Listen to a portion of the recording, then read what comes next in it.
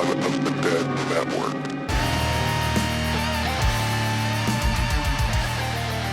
Hello and welcome to Pot of the Dead. On today's episode, we are covering the 2019 Nicolas Cage-led Lovecraftian horror film, Color Out of Space. Today I am joined by Dustin and Brian. So how are you guys doing? Doing good, Nick. How about you? Not too bad. So coming into this week, what is your guys' history with Color Out of Space as a story or as a movie or anything in between? Go ahead, Dustin. I read this short story a long time ago after I got into the band Electric Wizard. And then I was really stoked when the movie came out. Hell yeah. Yeah, and I was very pumped and pleased with it. How about you, Brian? I had heard about it being a Lovecraftian story, and it's all the more I really knew about it. Okay. Yeah, so my introduction to Lovecraft was, I'd always heard of Lovecraft, like going way back, but never had actually read any of his stuff. It was one of those things where I remember seeing like a Cradle of Filth album that had like Lovecraft or something like in the title and all this stuff, and like heard that he was like a horror author. And then my introduction to Lovecraft was actually the board game Arkham Horror. And then from there, I just started ingesting all of Lovecraft's work. I have like a Lovecraft tattoo and stuff. Yes, I know that he is a problematic person. You know, he's a racist and bigot and all this stuff. And this is not me saying it's okay, but we also have to remember this was the 20s. Like, it's a different world. It literally was over 100 years. Doesn't make it okay, but that was a lot more prevalent in that world. So I had read Color Out of Space and stuff before seeing this, and also there might be something wrong with me because Nicolas Cage is literally one of my favorite actors. So when I heard that Nicolas Cage was going to be in a Lovecraft adaptation produced by Elijah Wood, I was like, yes, sir. What? So I was waiting like with bated breath for this film to come out, and it did not disappoint. This is like one of my favorite like horror films in general. Do I think it's the best horror film? Not necessarily. Like there are some weak points, but it definitely is a comfort watch for me. And it also has possibly one of the greatest visuals I've ever seen in a movie, period. And we'll get to that later on. It's just gorgeous all around, I thought. Yeah, it's I love it. It's a Technicolor nightmare. Some people describe it as. Hell yeah.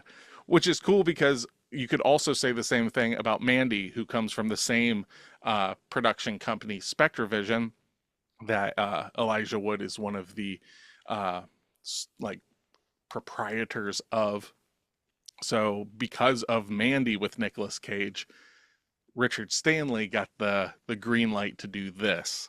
So if you haven't seen Color Out of Space, we're going to try and give our own little synopses of this film. My synopsis of Color Out of Space is a farmer and his family slam dunk tomatoes and fight a llama hydra, all while Tommy Chong and his cat G-Spot smoke weed and record the dirt on cassette. Oh yeah, a meteor crashes in their yard and the whole farm no clips out of reality. So Nice. I had completely forgot that Chong was in this, and it was she's like, oh my god, how did I forget that? He was amazing. He's so good in it too. He really was. All right, you want to give mine a try? Yeah, let's hear it. Okay, a bourbon-loving man, played by Nick Cage, wants a simple life growing crops, raising his family, and tending a herd of alpacas. His dream is abruptly ruined when a pink meteor lands on their property. Soon his crops grow and lush, but taste like death. His lovely wife and child become fused together, and his alpacas become a Cerberus-like nightmare blob. Nick's witch daughter tries to save the day by carving symbols from the Necro-fucking-Nomicon into her flesh. Will it be enough to save the day? No, it's not. It's really not. No. Hey, In fact, hey, I think that's it the makes B. things Dalton worse. edition of the Necronomicon. All right, Brian, what you got? What's your synopsis? Uh, Mine is nearly as intense as both of yours, which is magenta is the enemy of all of mankind, and that's it. Short and simple. That's a tagline that would get me to watch a movie. So yeah, realistically, the synopsis of this is Color Out of Space is a 2019 American science fiction Lovecraftian horror film directed and co-written by Richard Stanley based on the short story The Color Out of Space by H.P. Lovecraft. It stars Nicolas Cage, Jolie Richardson, Elliot Knight, Madeline Arthur, Brandon Meyer, and Tommy Chong. This is Stanley's first feature film since his firing from the island of Dr. Moreau in 1996. According to Stanley, it is the first film in a trilogy of Lovecraft adaptations, which he hopes to continue with an adaptation of the Dunwich Horror. So, Yes, please. I know. I was super, super excited about that until I read that there's some problems with this. So, he was going to be doing a trilogy of Lovecraft films with Spectravision. And then his history came back, and I guess that he had been, what's the words? Got some Gations.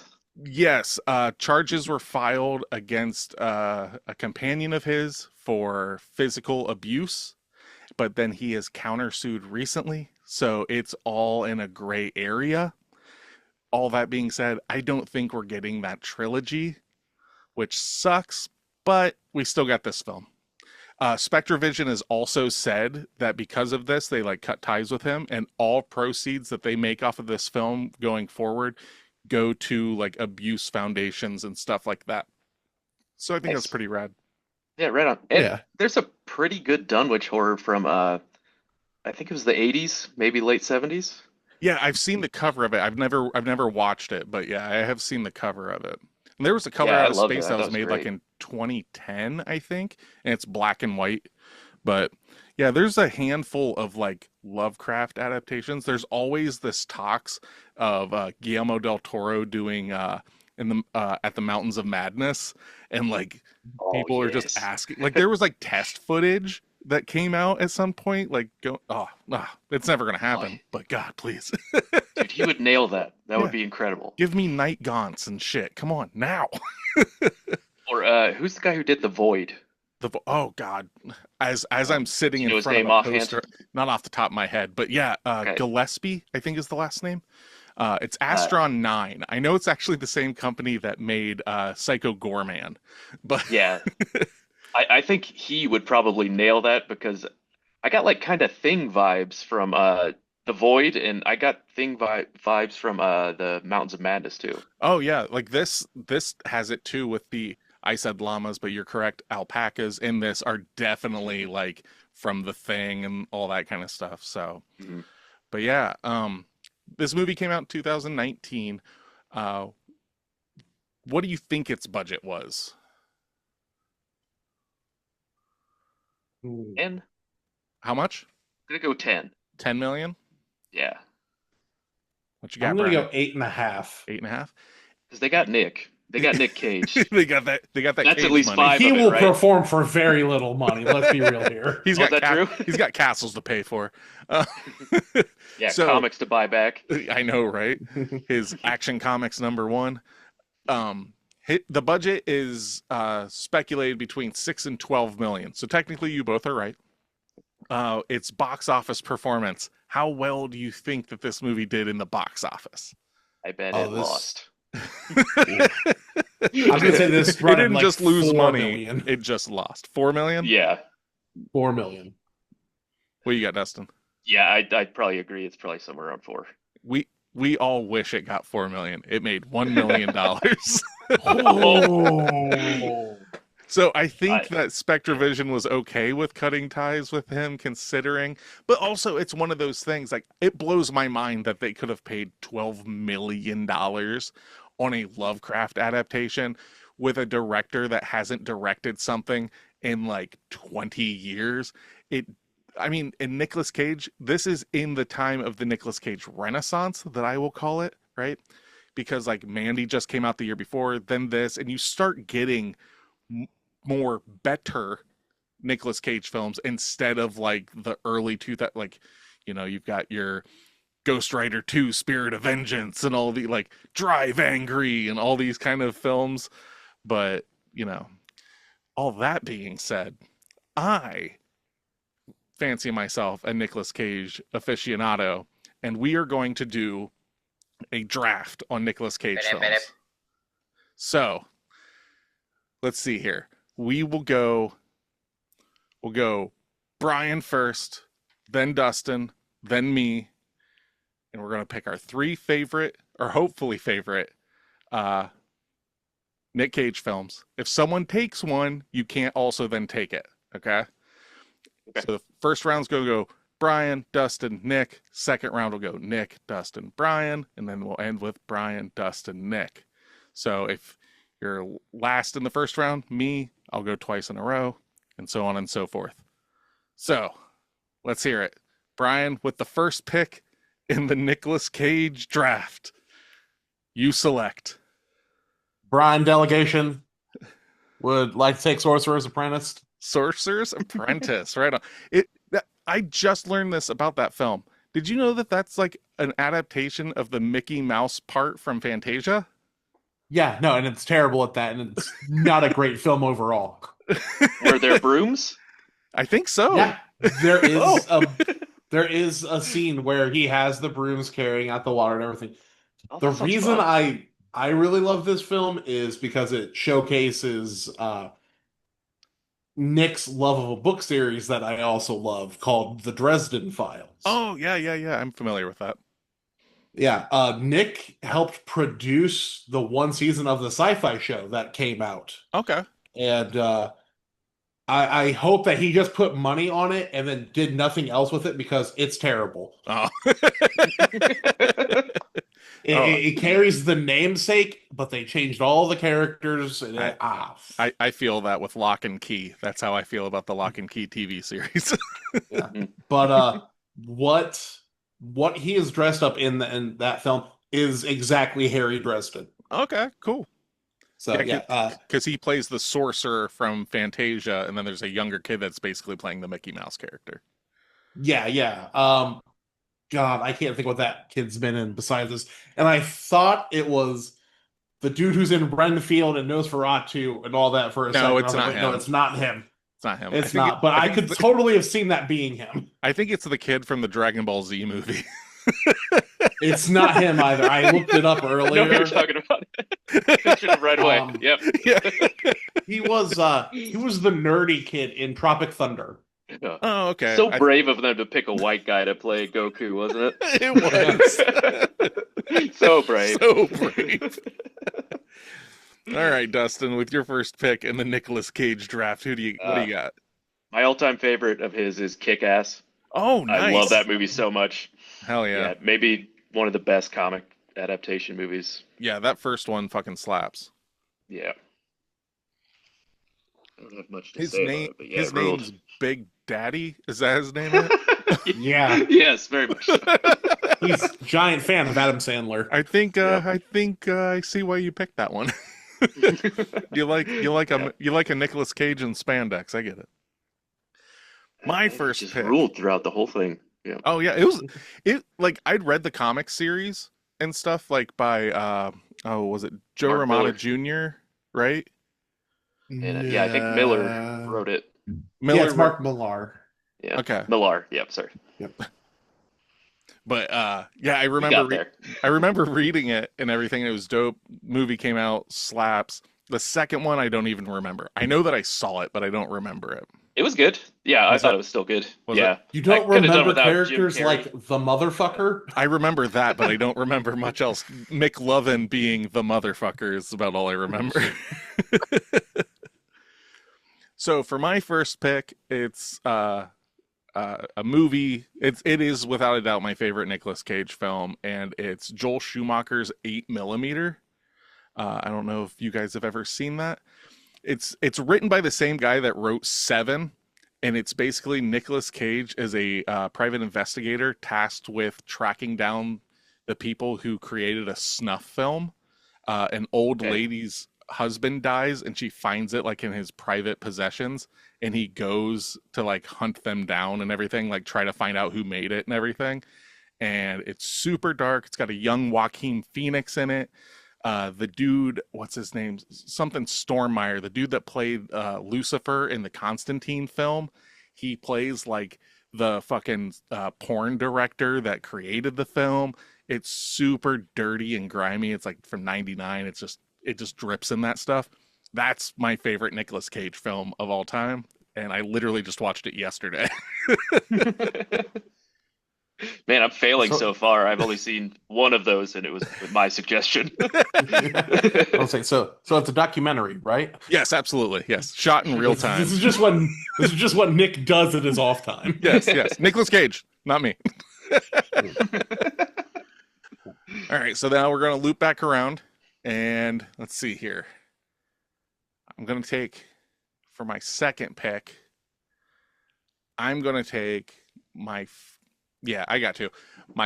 second favorite. It's like I've subjected too many people to this film that just I knew weren't going to like it, but I was like, you have to like what I like, and that's Mandy. Mandy is straight up like a fever dream fucking. I mean, we got biker Cenobite kind of people, we got acid tigers, and I mean, come on. We got Nicolas Cage chugging vodka in his like underwear, just screaming. I mean, and we get people doing coke by sticking their face in it and just inhaling. Yes, sir. And by people, you mean Nicolas Cage? I think it was the monsters. Well, he does it too. He did that. Yeah. And then there's a chainsaw fight. The monsters, but, oh yeah, fantastic film. And if you want to hear about that, we've covered it in the back catalog, so go check out our Mandy episode. All right, Dustin, your second pick, what you got? Dynamite movie. Wild at Heart. Oh, okay. David Lynch's movie. Yep. Where he just kind of cruises around and is real stoked about this thrash metal band. Jumps out of the car at one point and just starts ninja kicking all over the place. Maybe one of my favorite Nick Cage scenes. Hell yeah. Also, maybe the creepiest Willem Dafoe character he's ever played. Oh, really? Is in that movie. I have not seen that movie in forever. What's his name? Yeah, Bobby Peru. Oh, shit. Look up a picture of him. Okay. Nice. Yeah, no, I've seen a handful of Lynch's films. I think I've seen that one, but if I have, it was a long time ago. Yeah, it's a joyous rewatch for sure. All right, Brian, second pick, what you got? I'll go with Willy's Wonderland. Nice. It's not a great film. Says you. Yeah. My word is law. We know you this. Ask my son Wesley, it is one of the greatest films ever made. It's charming in like a lot of aspects, but I mean, as like a film itself, like blah blah blah doesn't do well as like a traditional film. But it's Nick Cage. He doesn't say a word, but it's just him having fun in a film. Yes. And I don't think a lot of other things capture just a main character or actor just enjoying themselves while filming something as much as that movie does. Oh, and it's also like, I'm not a Five Nights at Freddy's person, but it's a better Five Nights at Freddy's film than the Five Nights at Freddy's movie. Like, for me, knowing nothing about the games other than my son playing them when he was younger, and like both of my kids being stoked as hell when the film was coming out, Willy's Wonderland's a way more enjoyable film than that, so. And it might just be because Nicolas Cage is like humping a fucking pinball machine at one point in the movie. To completion? No, stifled. Yes. No, I'm not watching it then. He gets there multiple times. Oh, you must have watched the director's cut. Yeah, it's the only time he gets a line, and it's more just him moaning than anything. He would nail that as a scene, though. If any actor would, it would be he him. did nail it. All right, Brian, loop it back around. We're into our third and final round of the Nicolas Cage draft. What do you got? I'm actually going to choose Renfield then. Nice. I really, really enjoyed the film, and I thought it would be like, oh, it's probably going to be cute, whatever. No, I think it's genuinely pretty enjoyable. Nick does a great, like, Bela Lugosi style Dracula. Yes. And he's, yeah, I think generally that film is probably slept on at least a little bit Yeah. because of it being a mainstream horror film that was more of a comedy than it was a horror, and people get kind of afraid of that genre. Yeah, horror comedy doesn't tend to do well, but like when you see Nicolas Cage like in his like domicile or whatever with the like it looks almost like stained glass behind him, but it's all blood bags and stuff. Mhm. It's super dope. But yeah, that one slaps. I saw that in theaters when it first came out because you're telling me that Nicolas Cage is going to be a legitimate vampire, not Vampire's Kiss, but like legitimate Dracula vampire. I'm there all day. I'm sold. Yeah. Yeah, I'm gonna have to check this one out. Oh yeah. Yeah, All right, it's Dustin, fun. what you got? Final pick. Number 3 would be Face Off. Okay. Just over the top, amazing film. Stupidest premise I've ever heard. But I don't know, love it. man. It's amazing. Yeah. It's- in this day and age. He's going to take his face off. Would it give you pleasure to suck my tongue? It's without a doubt my favorite Travolta film, without a doubt. Like, because I can't really think of too many other films of his that I care for. Battlefield Earth, Nick. That's not a movie as much as it is a documentary about Scientology. Thank you. Okay, fair. Let's see here. All right, my last one. I could pick Color Out of Space because we're covering it, but I'm keeping myself from doing that because we're going to be talking about it. So I'm going to use my last pick to do The Unbearable Weight of Massive Talent. Have either of you seen this? No, No. I've never even heard of that one. Oh my God. Okay, you guys have to watch this. It's Nicolas Cage and Pedro Pascal. So Oh. Nicolas Cage is playing Nicolas Cage. Is And- this where the meme comes from of them just looking at each other in the car? Yes. So Pedro Okay. Pascal is like this rich, like you're kind of like possible drug lord or whatever, and he hires Nicolas Cage to come to his birthday party. And then it's just like it's like a weird like has like buddy cop feel to it, kind of rom-com like bromance film. It's so goddamn funny. I have watched it probably 5 times and it's only been on a couple years. Super, super good. If you're looking for just dumb funny, like, and not like, it's not going to be the funniest movie you've ever seen, but you want to see Nicolas Cage play Nicolas Cage, that's what you're getting. So I'll watch anything with Pedro Pascal. I love that guy. there you go. Absolutely. I wish HBO would stop killing him in some brutal ways. Because it hurts my soul each time. But he always gets out before the show gets bad. Well, maybe the show No. gets bad because he's dead. Yeah, I like that one better. Yeah. Well, then he's got to stay alive as Reed Richards, so the Fantastic Four movies are good. No, we just. I was need Ben actually Grimm. joking about how That's funny it. it'd be if he died in the first. And then if he's Galactus just stomps on him. And then he's replaced by Sean Bean, and then he's killed instantly. All right. So, those are the movies you got to check out if you haven't seen any Nicolas Cage films. If you haven't seen any Nicolas Cage films, you've been living under the rock. Boom. But, okay. So, You fucking whore. I know, right? Get out of here. Get off this podcast right now. So, Brian, Mhm. I know that Dustin and I have seen this before. Had you seen this before? No, this is the first watch. Okay.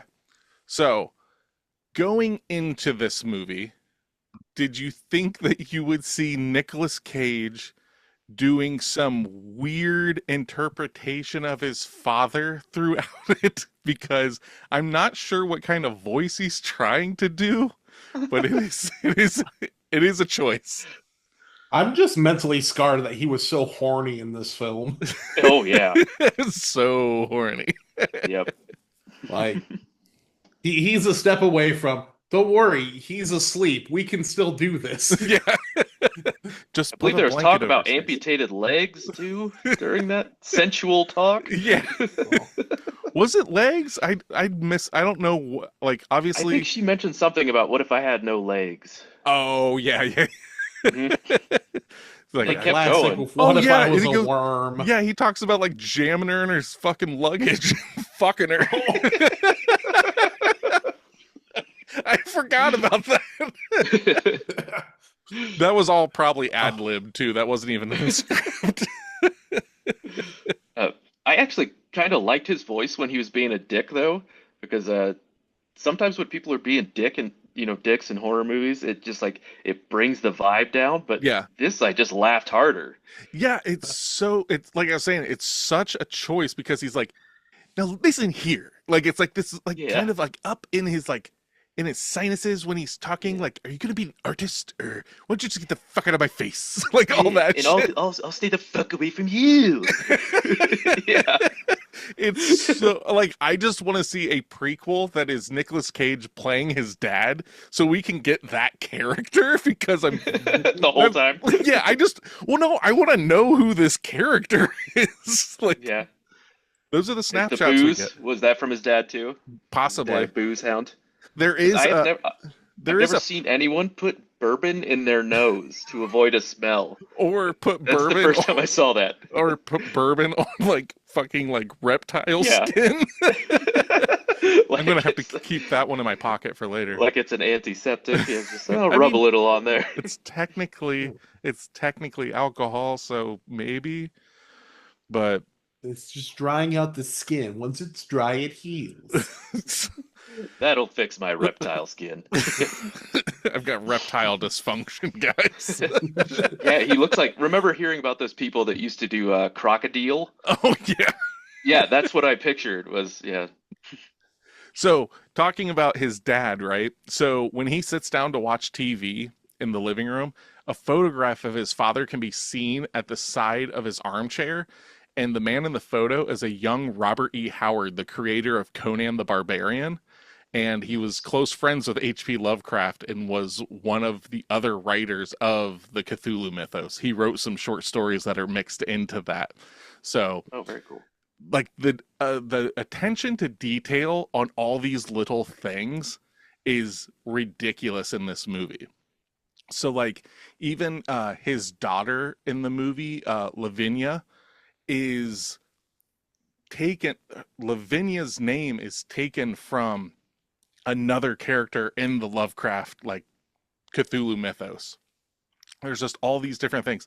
Tommy Chong's character of what's his fucking name, Ezra, is also another character. Like they just took all this stuff and just jammed it into this little universe and everything. Anytime they reference other towns, it's always Arkham or it's always just these other towns that are in the mythos. Even when the water surveyor Elliot Knight shows up, or not Elliot Knight. Elliot Knight's the actor. Ward Phillips shows up. He's wearing a Miskatonic University shirt. So it's like just love from like this is a passion project. You can feel it. They read one H.P. Lovecraft film or a book, and it became their personality. That's me. That happened to me right away too. When I first got into him, yeah. I didn't Yeah. know about all the racist shit back then. But Yeah, yeah, because you know what? His books really weren't. I don't remember any racist rants or anything. Do you? okay. There's some stuff. Oh, is there? So his like different races are actually caricatures of his like racism and stuff. So like fish people and stuff are basically his caricature of like Jewish people and Oh, stuff God like damn it! stuff like that. Yeah. How dare you ruin fish people? How That's so dare- fun. I am one of those people though, like it's so far removed and everything, like it's 100-year-old text, that I'm just like, yeah, it's problematic, but this shit still slaps. Like I don't fucking Yeah. Who are the old ones then? Do you know? No, it's Who was mostly that referencing? no, like the other one was like there was it was like some sort of like I'm going to be butchering it, but I think I'm in the right ballpark. It's some like savages and shocker. He's referring to like African people and like native, like indigenous people with those people, like with that kind of race. And I can't remember exactly which one it is, but it's like, He's also like complimenting them because I believe the old ones fell from the stars. I mean, Yeah. that's cool as shit. well, yeah, but like he's definitely not like he's this fucking New England like agoraphobe basically that wrote all these fucking like stories about his actual fears and masked like all of like and these people mutated into these unhuman things, and what he's basically saying is like Jews are bad. do not cut this out and use this against me. You know, but he's like, I'm Jews recording are this separately, by the way. Jews are bad. Colored people are bad. Like it's kind of that realistically, but So you said he was buddies with the guy who wrote Conan? yeah, they He was gay. he don't got no problem with gay people. He just Oh, got gay people are fine. I guess so. Black and 1920s dick gay is people fine, are but fine, but them other over there, races. no. Yeah. Well, Oh. didn't Robert E. Howard also like wasn't he also like legitimately like fucking crazy and thought Conan like near the end of his life was a real person like forcing him to write these stories? I vaguely really? remember hearing something about that. Ooh. He also wrote I- what was it, the Solomon Kane stories? He wrote those as well, Robert E. Howard. But Not familiar that's with neither here nor there. It's like Christian superhero stuff. Bible man, let's go. Bible Man live It's on all over the VHS. map then, huh? Yeah, Oh, it was fucking Massachusetts, man, in the fucking 20s. Like, come on. I listen, wouldn't want to live there. without this friendship, there's a chance we never got all the sick art from Frank Frazetta. So, That is very true. That is very, very Wow. true. because like we I have a let poster of his on my H.P. wall. Lovecraft be a racist so we could have Frank Frazetta, Frank Frazetta, art for yeah. Conan. Yeah, we gotta have that shit, man. We got to have big old muscles and dark oil painting styles. I think it was oil paintings anyway. Women yeah. fawning at the knees of a heroic man. Yep. Yes. Mhm. Just what you want to be, Dustin. A woman fawning at the legs Yep. of a heroic man. Will you be the heroic man to my fawning lady? No, I'll be right there beside you. Okay. We'll be fawning to Brian. Ryan, you gonna have a battle axe? I've got some swords and junk around. For Frank, I'll do it. I Yeah, got pop some your shirt off. swords and junk. That might be the most Conan thing I've ever heard. Hey, what's in that top drawer?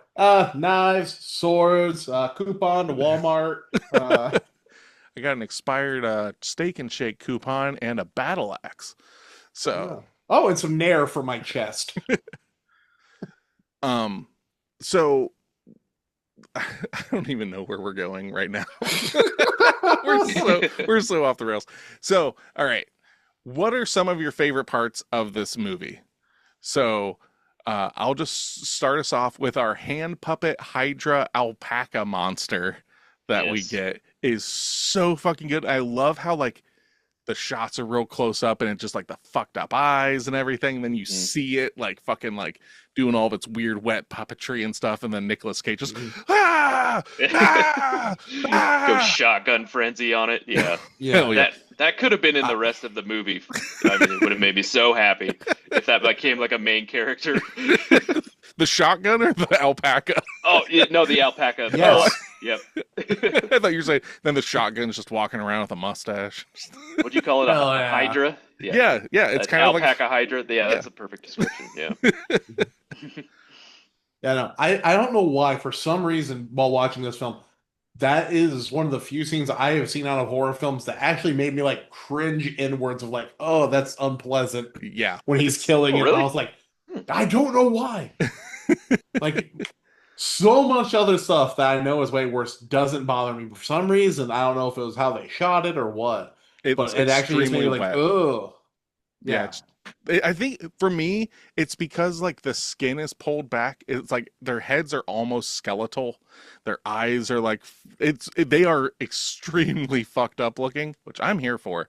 But I wonder if it has a lot of that, and then the fact that it's like this amalgamation of flesh, just Hydra writhing and stuff like that. If that bothered you, you should definitely check out the James Gunn film Slither.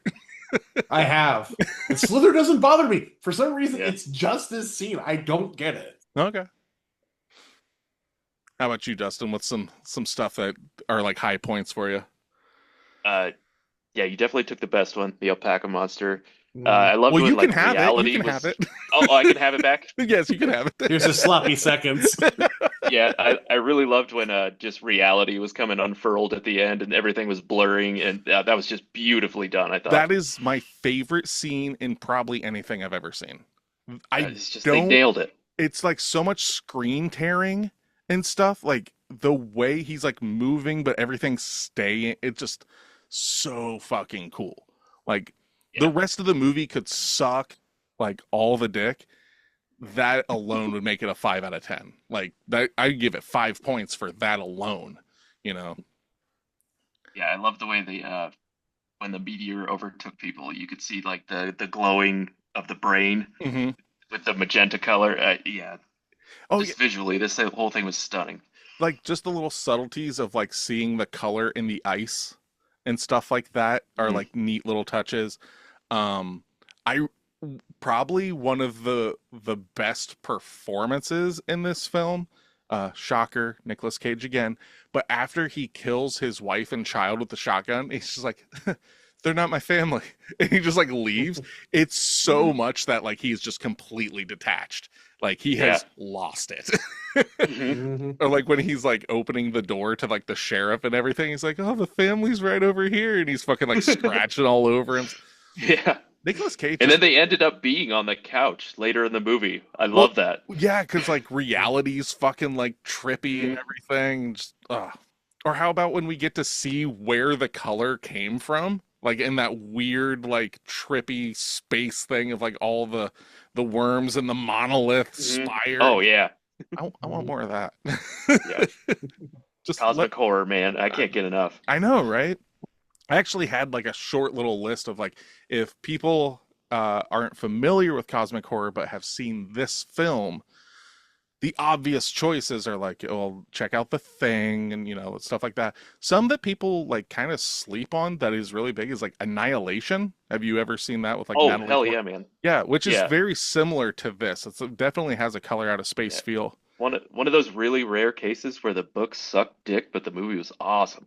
Right on. I didn't. Annihilation is based on a book. Yeah, it was horribly written. It's just really not very good. Sorry to dunk on it if people like it. Dunk away, man. Nicolas Cage dunked on all the fucking tomatoes. That scene is so fucking crazy.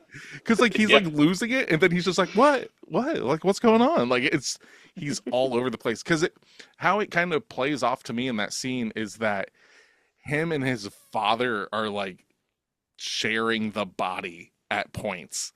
Like is what it kind of feels like with how they're playing it, because he's just like this ball of rage, and literally with like the flip of a switch, now he's just like, oh hey honey, how's it going? Like what's going on? Okay, bye. And she's like losing her mind about the fucking internet. She's like a stock trader or some shit, I think. But yeah, fucking another one is, we've covered it before, The Void is an homage and love story to Lovecraft. Hellraiser could also be right in that fucking ballpark. Mandy is Lovecraft feeling. Do you guys have anything that like comes to mind that's like, I mean, Reanimator, From Beyond, both of those films are literal like adaptations of Lovecraft stuff from the 80s. But yeah, there's like a whole plethora, not a lot of bigger budgeted ones, because I don't know how you tell a story when usually the description is, and then it was so crazy I couldn't wrap my head around it. And then I went insane. It was so unbelievable. I won't even try and describe it. And here I go describing it now. Yeah. It was a funky ball of tits from space. This is a non sequitur, but have you seen that Lovecraft movie where there's a rat with a human face on it? Because I was trying to think of the name. Dreams in the Witch House? Yeah, okay. Yeah, Dreams in the Witch House. That's a perfect. I've not seen a film of that. I have seen the Guillermo del Toro's Cabinet of Curiosities series, where it's a bunch of like Lovecraft adaptations or like films made like in not honor of him, but like in that style. And they did an episode of that. It stars the very guy possible that's what I saw. It stars the guy that played Ron Weasley in the Harry Potter movies. Okay, yeah. Yep, that's where it Yep, came I think from. that was it. Yeah, Yep. that's fucking weird. Yeah, weird, and I loved it. Yeah, But that's Lovecraft, man. It's weird. Yep. Like, why do you like this stuff? Because I can't. Like, this is my reasoning for loving cosmic horror, because it's so outside the realms of my understanding that I can't guess where the next step is going. You know, like Yep. a slasher, you can be like, oh, I bet you it's this guy. But when it's this, it's literally a color. Like, truly anything could happen. Yeah. And it does. Yeah, it fucking does. Fucking Tommy Chong has like fucking like all sorts of craziness coming out of him. A tree fucking impales a dude, and like, come on, man. Brian, this is your first time seeing this, and I remember distinctly when the mom and the kid fused together. I was just like, yeah, this is where we're going now. I'm so on board for this, man. Let's go. Yeah, I was waiting for it to be something so much more like esoteric, and no, they're just a blob person now. Yep. All right. and it's like the visual of it. It's like I've seen that before. Like, it's not like shocking to me. But what was like not disarming, but like bothersome or whatever, was like hearing the son cry. Oh, Through it's yep. so like and the mom's like crying. It's just so like you wouldn't get that in a big film. Like they would be Yep. like, no, that's just too much. And it's like, no, Yeah, we're those gonna were bad noises. yeah, we're gonna make this really fucking rough. Like the son's hurting them and everything. We gotta take them up in the tarp, and then she turns into a crazy ass spider kind of lady. Oh, yeah. More Yeah, spider threw the ladies. daughter into the attic with her. Which, Oh yeah, go I just feed your mother. Yeah, that's like a common theme in a lot of his books. There's always like some creep locked in the attic. Yep. I believe that happens at Dunwich too. Yeah, Dunwich is basically about this guy that's born, but he's born of like cosmic blood, and as he gets older, he's like he a gets like halfsy, I think. yeah, he's like a half star born or whatever. Mhm. And as he gets older, he starts becoming more like that and shit, and like basically like starts taking out the town. Like it's like this ball of fucking tentacles and eyes and shit. You know, a tale as old as time. Yep. Yeah, that guy was one of a kind. Do you have any favorite metal songs that are based on Lovecraft? Oh, good lord. I wrote down a couple. Okay, we'll start with yours. What do you got? I already mentioned Electric Wizard earlier, but Dunwich, that Okay. song's awesome. Sleep has one called Antarctic Installed, which is based on the Mountains of Madness. Okay. And I didn't know Black Sabbath's Behind the Wall of Sleep Oh yeah. was based on a Lovecraft. I haven't read that one. Yeah, that's But yeah, I that's love that song. I Turn your would- body to a corpse. If I could make this real easy, I'm not gonna list songs. I'll just say the band Portal. Literally all their songs are Lovecraftian, to the point where I think it's on their album Swarth. It might be Vexavoid, which is like Swarth is their third album, Vexavoid's their fourth album. They just created their own like fucking Cthulhu-esque language, and that's what all the lyrics are written in. Ooh. And it is just the darkest. It's just like black and death metal, but it's just swelling. And check out the song Curtain. The video of it is basically a retelling of what is it, the Great Worm by Edgar Allan Poe is like what the video is supposed to be a retelling of or whatever. The video in itself is a fucking horror film. Their music to it is horrifying. They are easily the scariest band ever. Yeah, I've heard some of their stuff. It's definitely creepy. So It's hard to describe too. yes, it's just a lot of it sounds like a car shifting with drums, it sounds kind of like that. Other Lovecraft stuff. The band Revocation has an album. I don't have it off the top of my head. I'll look it up real quick. But they have an album that is basically just Lovecraft worship. Let's see here. It's a couple albums back. The Outer Ones. So if you like stuff like Black Dahlia Murder and stuff like that, it's in that like kind of stuff. But still definitely more on the death metal side. But that whole album is like dissonant style of that, all about fucking Lovecraft stuff, basically. Nice. Yeah. One of my biggest letdowns. Did you ever listen to Engorged? Yes. Yeah, they were supposed to come out with an all Lovecraft album, but it never happened. No. We only got 2 albums from them, but a lot of those guys are in a lot of Where Monsters Dwell just fucking rules. It's so good. Perfect album. The only album, like, now that we're going down the Razorback fucking rabbit hole. Sorry, Brian. Yeah, you're all good. I brought us here. You can ask Nick. I'm always looking for new music. So you've got Engorged, Where Monsters Dwell, but the album from that record label for me is always going to be Bring Back the Bloodshed by Frightmare. Oh, yeah, yes, sir. Yeah. Both of them are just albums that every song has like a fucking like clip from a horror film at the beginning. Yeah, and I've missed that. You don't hear that very often anymore. No, nobody's sampling stuff. Yeah. Or they just sample it right before a breakdown, but no.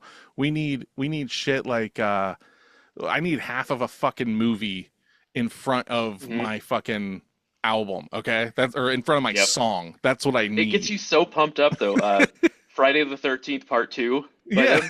The body count continues. Well, that album starts with the Vestron VHS intro, which is like all those 80s horror films. And then it just fucking ripping guitar solos. It's like, yes, I will do that all day. And then lest we forget, the music that starts this podcast is by a band called Seven Doors, which is actually taken from the movie like The Beyond and stuff. I believe I think it's Lucio Fulci. But all of his stuff, it's a one-man metal band, and everything's just horror films. Our song for the beginning of the podcast is based on Evil Dead. Like, it just is. Cool.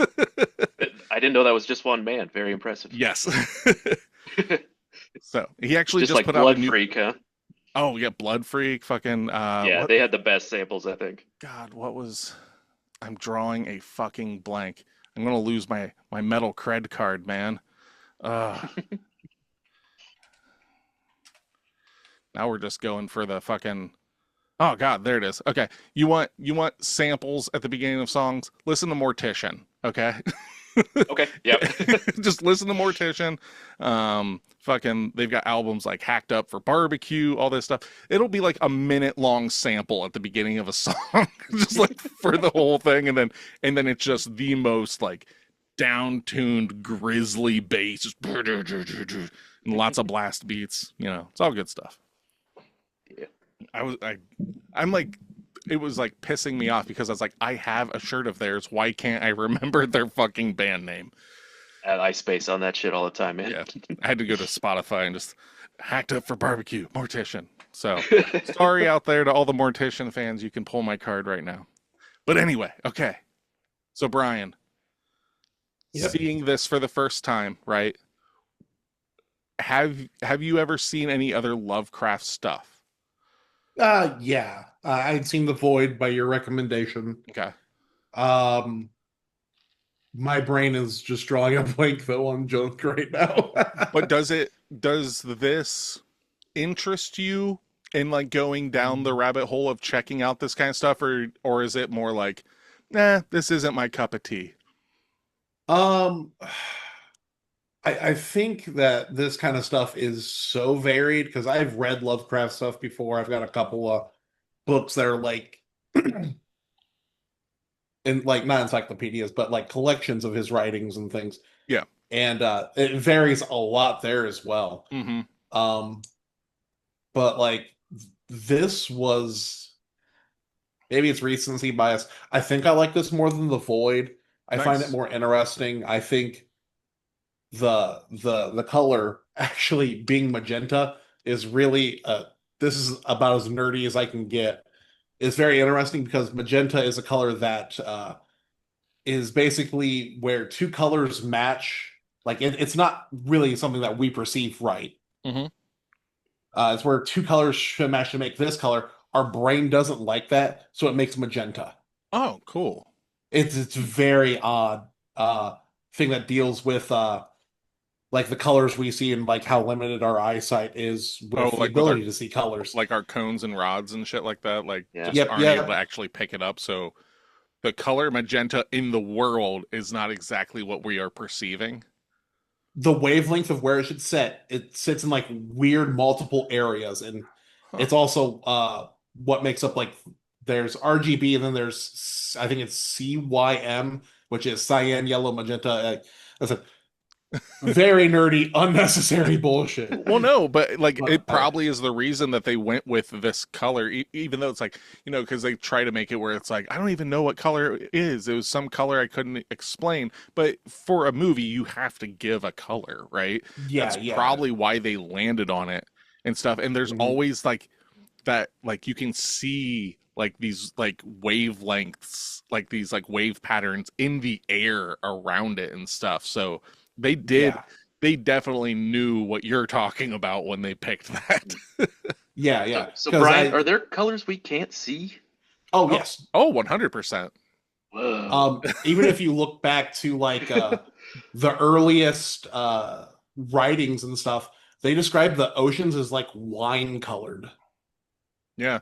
And like- so there's a As thought that our we didn't eyesight see. evolved or something? Or... Yes, because Oh. as the species has grown, we've perceived colors more and more. It's I cannot secondhand explain it without having studied it more recently, but I made sure to go and double check the stuff on magenta before I talked about it for this. Well, because like also like we're talking about colors that we perceive on our spectrum. There are other light spectrums that we just can't even pick up. Like infrared, in like the lamest of terms, is a light spectrum that we can't see. But that's where like infrared cameras pick up that light and translate it into colors that we can understand. But it's like that's when you start getting into like dimensional stuff. Not really, but like outside of our preference of or not preference, our perception of reality is only what our senses allow. Like the movie From Beyond is about that, where it's like making things vibrate to certain points that we can actually perceive them, because everything in our reality vibrates between a certain spectrum, but we know that things can vibrate above and below it, and when that happens, they disappear from our reality. Like, this is a real thing that, like, the CERN Hadron Collider has fucking proven, and it's super scary, weird shit. Yeah. It's like if you ever want to look into this stuff, look into mantis shrimp. Their eyes compared to ours, like we have I think 2 cones for colors and things like that. They have 16. There's thoughts that they might be able to see cancer in people like at stage 1. Holy shit. It's nuts. Oh. And how would they communicate that to us? With clicks? click the claws? Through It hip hop, is something I interpretive have dance. heard, and I have browsed articles on it, but I've never delved in enough to like understand why and like how they think this works. Yeah, that shit's hip-hop. yeah. I'm sorry, you're It's just- stage 4, and now the mantis shrimp will be rapping and telling you what that is. Oh shit, he's doing the flamenco dance. That's terminal. It's just a Sorry. little shrimp with like a little surgical mask on, like like break beating. Oh, Oh no. we just need a Grey's Anatomy version with the shrimp from Pepe the Shrimp from the Muppets. Oh hell yeah. Oh, yeah. Yep. He's my favorite. Oh God, I love him. Okay, so now that we're talking about Pepe the King Prawn, I think that we've covered this movie. Would you guys agree? Is there anything else about the film that you would like to bring up? I don't think so, man. I think we've covered it. All right. So if you guys would be so kind, I'm going to do the shilling part now, you know. Hooray. So, you know, leave us 5-star review, you know, like, comment, whatever, you know, send this out to people that you think would enjoy listening to the podcast. Share it with grandma. You know, she's like hooked up to some IV tubes and stuff. Just turn it on, add it to her. She can't stop it. You know, like just let it happen. Because that does help. It gets like the more people that listen, the more people that share and stuff. It gets us in front of more eyes. It pushes us up through the algorithms and stuff like that. Below in the description and stuff will be the links for our link tree and website and all that. YouTube and Spotify have the videos of this, so if you want to see our ugly mugs, you can see us there. Hey, My ugly mug, I'm sorry, and these two angelic creatures, but yeah. So thank you. For Pot of the Dead, This is I why am we get Nicholas. the Frank Frazetta piece. That's right. For Pot of the Dead, I am Nicholas.